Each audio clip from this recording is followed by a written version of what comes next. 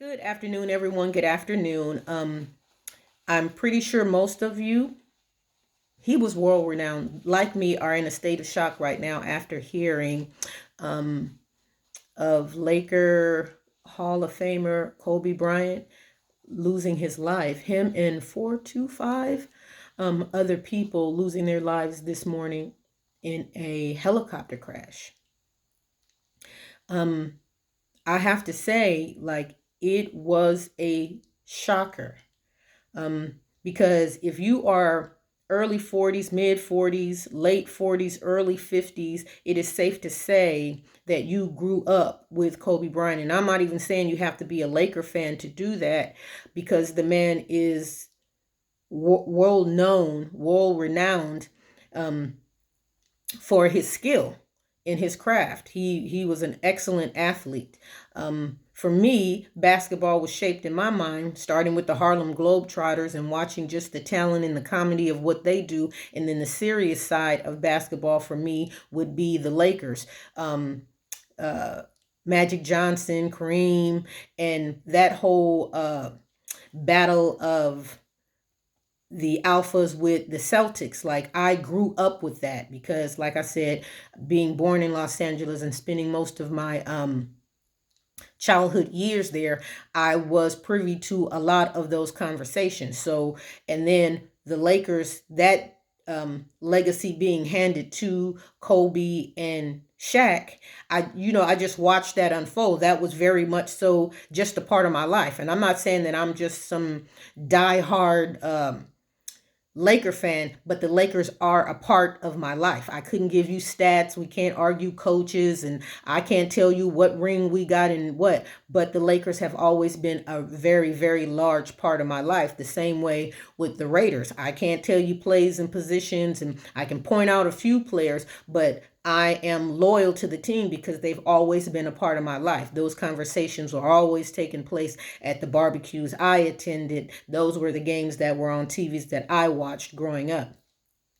So to hear of his passing, it was I felt like a piece of me go, because, like, yeah, it was a shocker. And but I'm sure if this had happened in other cities to other team members, like, it's the same just where you grew up. I'm just saying, like, the Lakers and the Raiders have always been a part of who I am, the same way that the Clippers and the Warriors are, and the who's the other team, and the 49ers. Like, that's just been my scope. Those are West Coast teams that, yeah, I grew up with and around. So hearing of his passing, like, I was shocked that I felt it the way I did, or because the waves came on through my body. Like, I didn't even realize that how it was affecting me until I actually had to stop, take a moment, and let it affect me, because I was just like, don't try to fight it, just go on and feel it and let it go. But what I realized what it was watching that destiny be fulfilled, or hearing of that destiny fulfilled, or watching fate happen, or watching life unfold. And one of the things, and it's not so much as that whole fake love, but it really was relatable. Like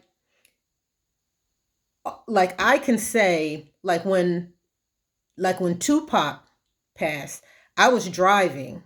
I literally had to pull over, cry because I couldn't see, so I can get that part out of my system to get back on the road to go home, because I was emotionally affected by that. But that is because the emotion or the closeness that was there throughout his lyric, just a part of your life, whether or not you were a fan of the Lakers or not. Like, he Kobe is like part of the soundtrack of my formative years, if that makes any sense. He's part of my wallpapers, where the Lakers are part of my wallpaper.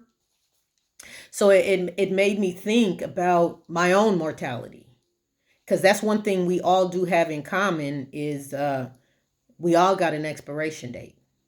We do. And we hope that it's not met with any trauma. And then on top of that, one of the things that I felt for Kobe and his family, I hope that he is at peace. His soul is at peace with the Lord. That I really hope that for him. I really prayed that for him, actually, that his soul is at rest with the Lord. In the same way, I shout out a prayer for his daughters and his wife, that they are able to grieve and mourn properly, because they are celebrity. I just thought about the madhouse like this is about to become, or what it can become. I just hope somebody is there protecting their peace so that they can go through this difficult time, because it is a difficult time when you lose someone close to you.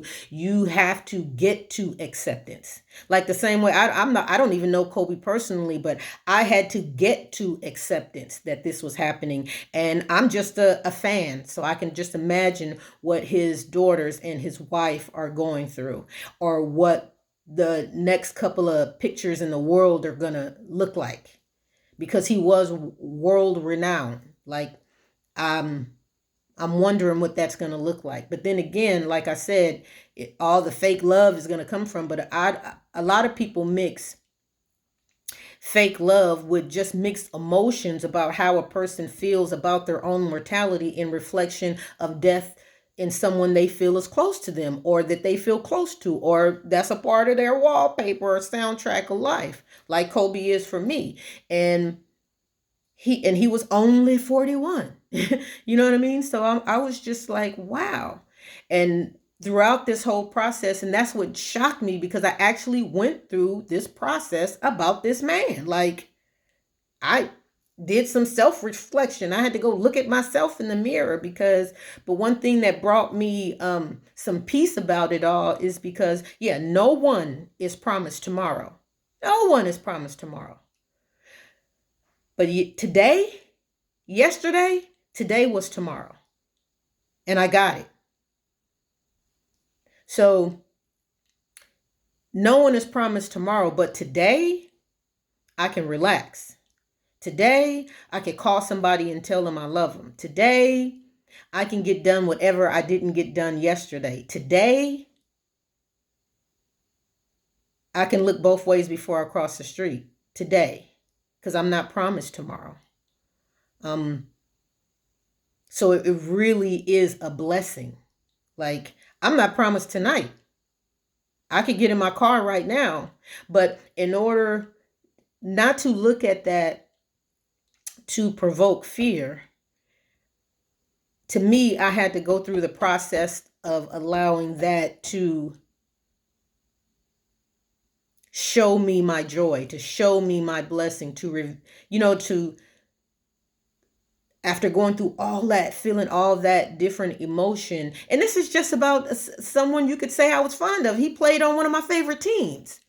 So you can just imagine, had he been someone I love, or someone I'm close to, or whoever's. And he's not the only person that crossed over today. Somebody lost somebody today. Somebody gonna lose somebody tomorrow. Somebody not waking up tomorrow. So, but in that, what I just thought about, like, but today, I get to tell somebody I love them. Today, I get to apologize. Today, I get to humble myself. Today, I get to calm down and make a better decision. And that's a blessing. And any death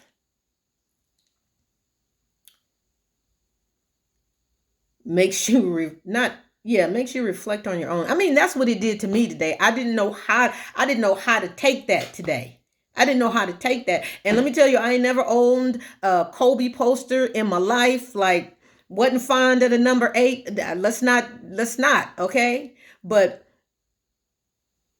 that wave of emotion, and even in connecting that with 2020 and who I am, yeah, it was a lot. It was a lot today. It was a lot today. And then I finally got to a place to where I was at peace, not just with this man and what him and his family are about to deal with or dealing with, or what he had to deal with in the last moments of his life, it gave me time to reflect on, I'm not promised tomorrow. Kobe ain't got to worry about tomorrow. And I don't either. So today, I'm going to call somebody and tell them I love them. Matter of fact, I'm going to call a few people. I'm going to call a few people. As a matter of fact, I'm going to do that right now.